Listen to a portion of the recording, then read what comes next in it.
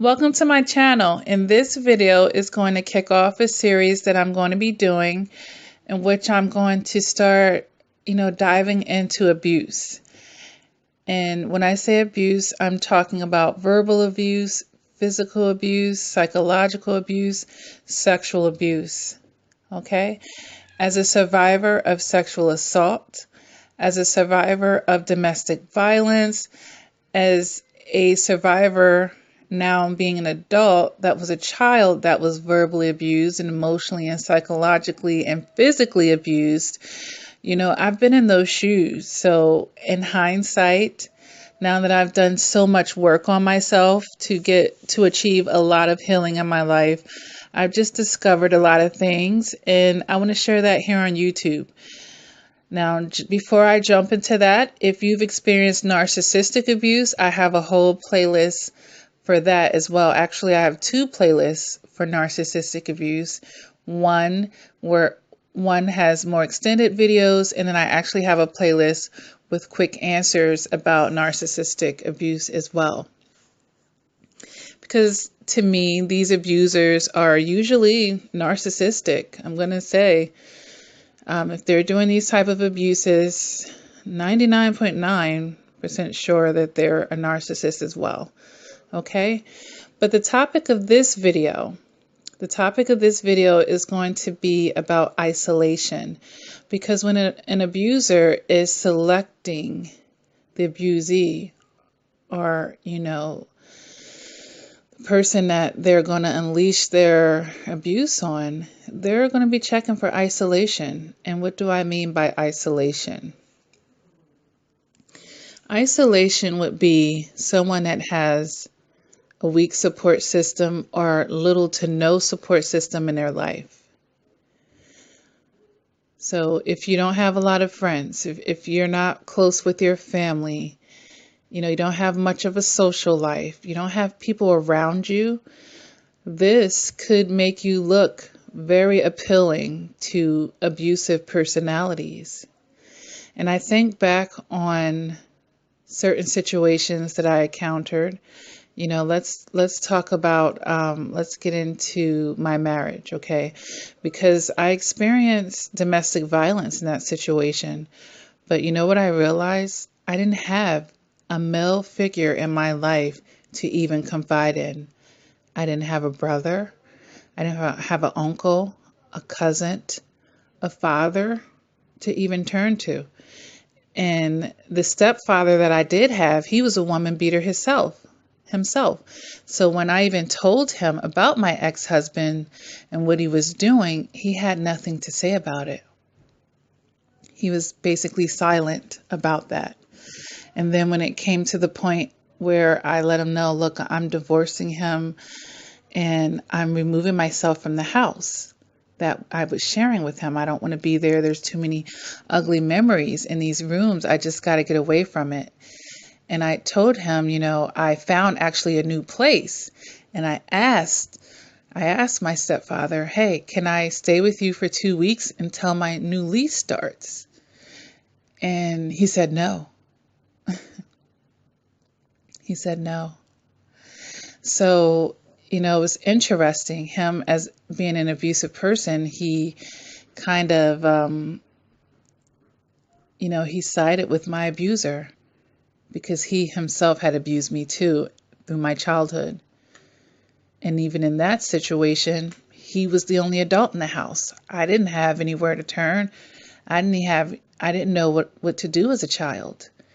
My mother passed away when I was 7, and he had legally adopted me before he married her. So when she passed away, they took me right back to him, even though I watched him beat on her. So it was very dysfunctional. But it was even because of that relationship that I even attracted or found any type of attraction to my ex-husband, who was also abusive. But that's going to be a whole nother video. In this video, I just want to talk about how isolation can, play a major factor in the type of attracting abusive characters and personalities into your life.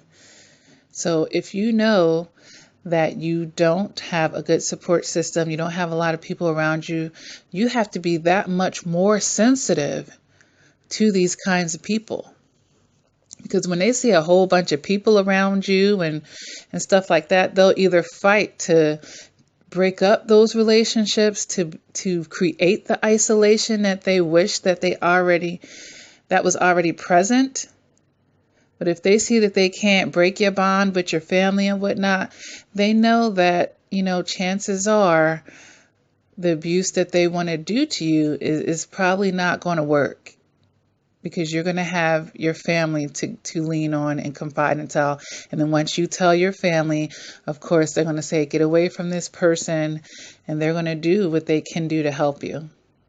But when you don't have that support system, or when the abusive person succeeds in getting you to break ties, manipulating situations and trying to get you to turn away from your family or your good friends or the support system that you had prior to meeting this abusive person, that's what they want, so that when they do get into the thick of abusing you, you'll feel like you have nowhere else to turn.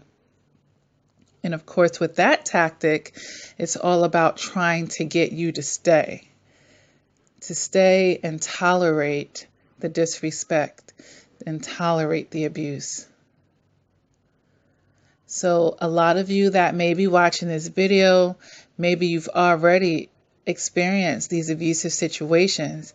And I'm sure when you look back at it or look back on it, you're realizing there was something isolated about you in your life, in your lifestyle at that time.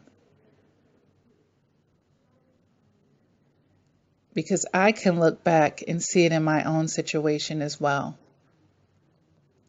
But it's the isolation or creation of the isolation that makes you prime for that abuse.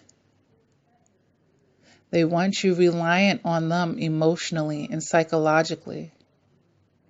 Because the old saying is, you get the mind and the body will follow. Okay, so, this is an introductory video to this playlist that I'm going to be creating on abuse.